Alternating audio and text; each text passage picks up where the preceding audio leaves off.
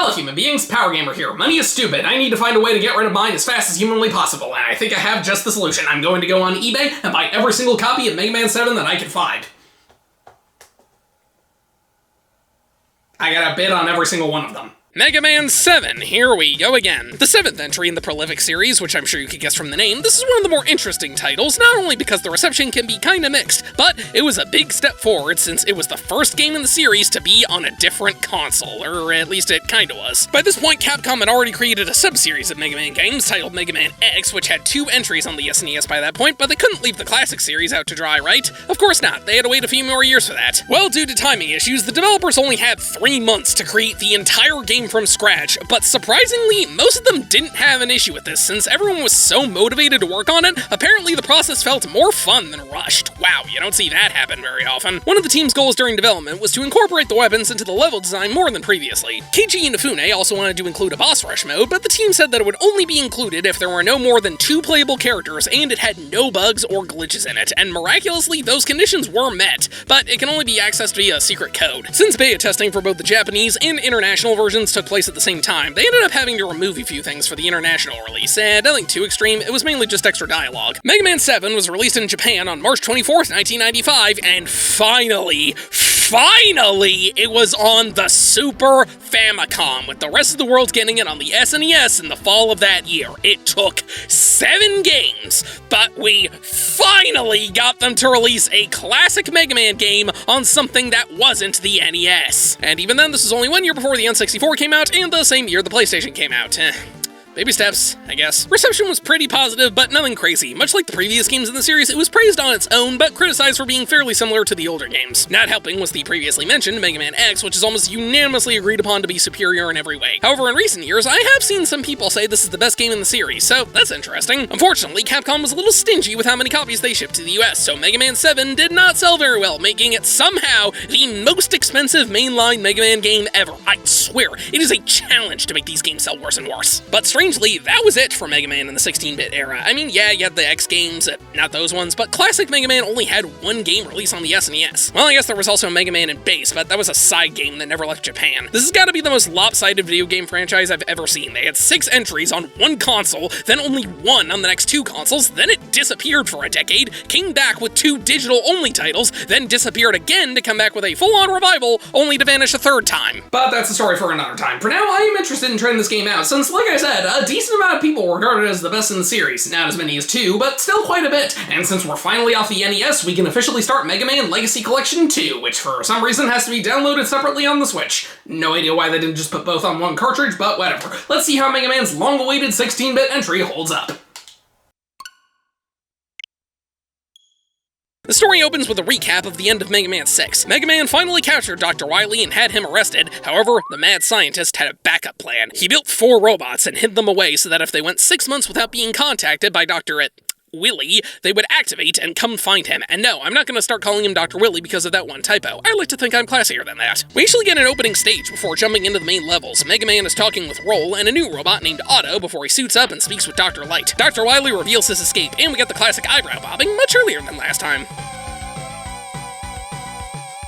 After doing some platforming, Mega Man meets this new robot named Bass and his dog, Treble. Get it? It's another music pun. Bass says Mega Man is too weak to stop Dr. Wily and he should leave it to him, but Mega Man ignores this and goes to do what he's already done 6 times. Another fairly basic story, but because we're on the SNES, it's a bit more involved since we have actual cutscenes and dialogue, which is nice. It took a long time for us to reach 16 bits, and I can say it turned out super well, because this game looks really good. Like Super Mario World or A Link to the Past, the graphics are a huge step up in quality. Better late than never, I guess. And the music is still super good, though I will admit I prefer some of the 8-bit tunes. They just sound more interesting to me. But the visuals and music being dramatically changed is a given. Has the gameplay actually evolved this time? Well, yes, but not by much. The controls are pretty similar to how they were in the later NES titles, and you've still got the same powers like the slide and the charge. But we're on the SNES now, kinda, which means we have a couple extra buttons to work with. Y shoots and B jumps, but the A button gives you a triple shot if you're using the Mega Buster. It automatically fires 3 shots at once, which can be helpful for taking out bigger enemies, especially in the first couple of levels. And if that wasn't enough, you can use the shoulder buttons to switch weapons without pausing the game. Though personally, I still like to pause, since doing this in the heat of moment is not exactly a good idea. Aside from that, Mega Man's basically the same thing as he was in 6, but the structure of the game is actually a bit different. I don't know why, but at first you only have access to 4 Robot Masters instead of 8. Freeze Man, Junk Man, Burst Man, and Cloud Man. Now you do have 4 more that show up later, but I find it kind of weird that you only have half of them to start. I guess it was to better ease in new players, but having less stages to play means you have fewer options for paths you can take, and it means you have to beat 2 Robot Masters without their weaknesses like in Mega Man 3. Though some of them do have more than one weakness, which helps a little bit, but the second weapon doesn't do as much damage as the main one does. The boss fights are also kind of strange, since if you hit them with their weakness, their attack pattern resets, but some of the attack patterns are way more annoying than others. As for the level design, it's mostly pretty good. There's some pretty creative ideas in here, and most of the challenge is tough, but it feels fair. However, there are a couple of levels that are really frustrating or just plain stupid, mainly the couple of moments where if you fall, you get sent back to earlier parts of the level, which is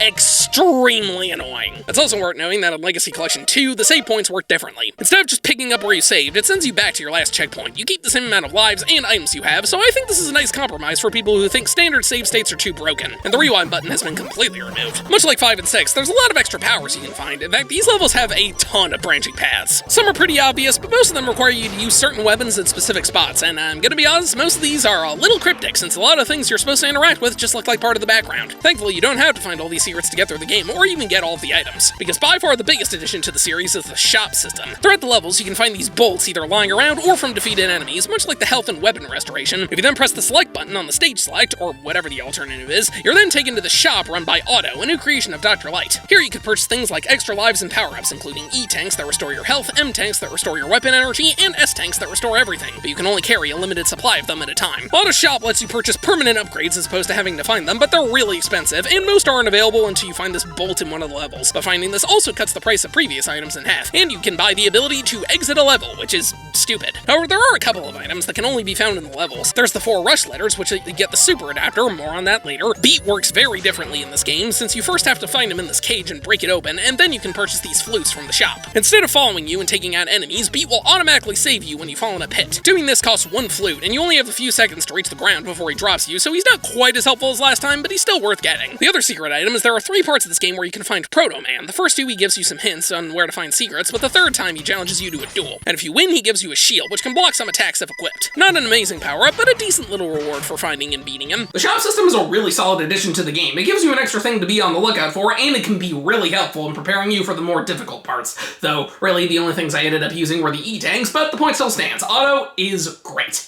Well, let's actually take a look at the 4 levels we have access to. I'll start with Freeze Man. As you guess, it's an ice level with mildly annoying physics. You fight giant polar bears and jump on these icicles to use as platforms, which is kinda neat. Freeze Man, of course, freezes you, the floor, which can prevent you from moving, and creates icicles on the ceiling. He's weak to Junk Man's weapon. Next is Burst Man's level, which has these balloons that explode, rising water, and of course, disappearing blocks. This is one of the more annoying boss fights since he shoots these bubbles that can block your attacks, and some trap you and cause you to float up where there's spikes on the ceiling. He's weak to Freeze Man's weapon. Cloud Man is the traditional sky level. You've got cloud platforms, weather robots, and this part, which is great for farming bolts. The boss floats up high, shoots lightning, and summons a storm to push you back. He's weak to Burst Man's weapon. Now for Junk Man, this level has really annoying cockroach enemies and some very tight platforming. Junk Man jumps around shooting various pieces of junk at you, with the most annoying being these giant blocks. He's weak to Cloud Man's weapon. After this, Mega Man speaks with Dr. Light, who says base isn't likely a threat, and then we see Wily is attacking the Robot Museum, a place where past Robot Masters are put on display. Yeah, that's a great idea. Wily takes off with Guts Man and makes us fight a clown that you shoot in the head. Sure enough, Wily continues his rampage, and we get 4 more Robot Masters to fight. Spring Man, Slash Man, Shade Man, and Turbo Man.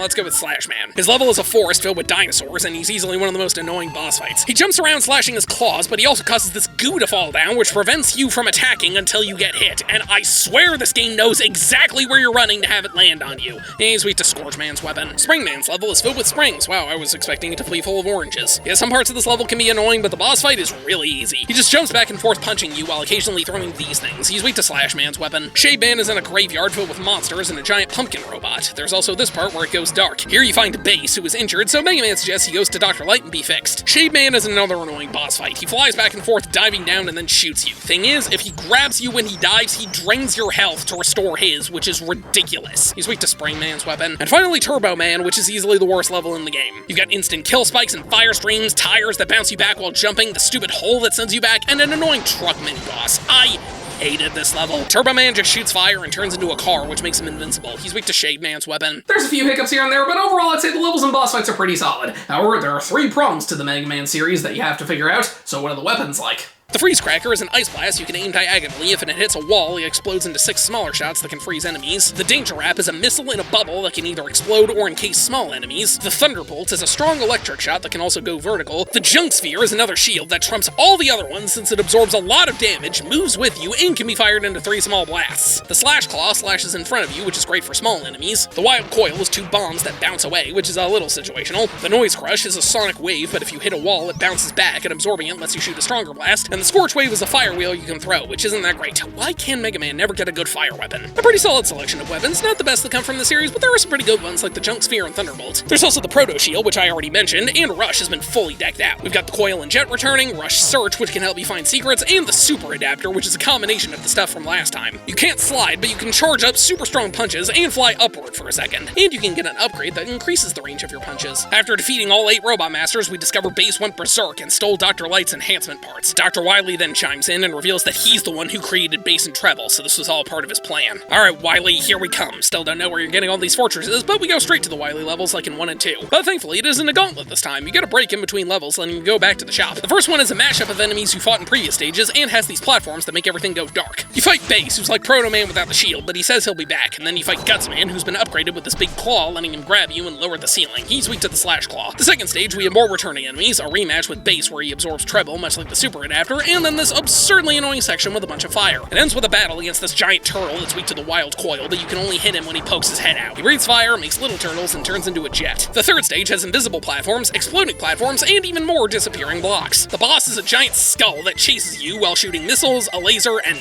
bombs? I have no idea what these things are. What's annoying is that you have to keep running through the whole fight, but he moves just as fast as you do. He's weak to both the Junk Shield and the Slash Claw, but in order to hit him, you need to wait for him to get close or jump on the missiles, which is extremely picky. This fight sucks. The final stage is of course a boss rush against the Robot Masters and ends with the final showdown against the Mad Doctor. The first phase is really simple, just a big skull tank that walks back and forth while popping out enemies, but then the second phase is the worst boss fight in the entire series. Oh my god, this is miserable. It's a new take on the disappearing ship, but he fires 4 of these elemental orbs that, no joke, no exaggeration, no hyperbole, are nearly impossible to avoid. Unless he's in 1 or 2 specific positions and you slide and jump perfectly, you are physically incapable of avoiding all of them. His weakness is the Freeze Cracker, though I use that term very loosely because it barely does any damage. Meanwhile, he can do absurd amount of damage, since every time you hit him, he also shoots these 4 orbs on the ground you have to jump over. The only strategy here is to try and get hit by the lightning orbs, since they do the least amount of damage. The fire orbs chip away at your health, and the ice orbs freeze you, making it impossible to jump over these things. This fight is an agonizing slog, and believe it or not, that was intentional. Apparently, the development team actually wanted the final boss to feel insanely hard and virtually impossible without energy tanks, and they succeeded because if you do not go into this fight with as many health restorations as the game will allow,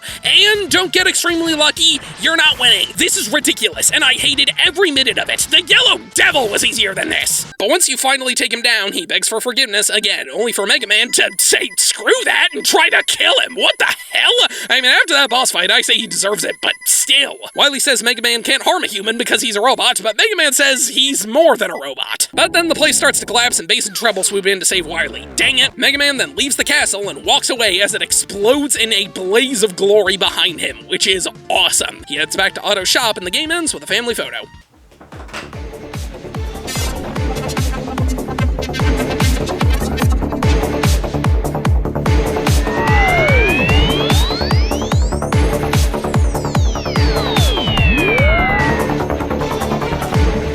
Game Talk.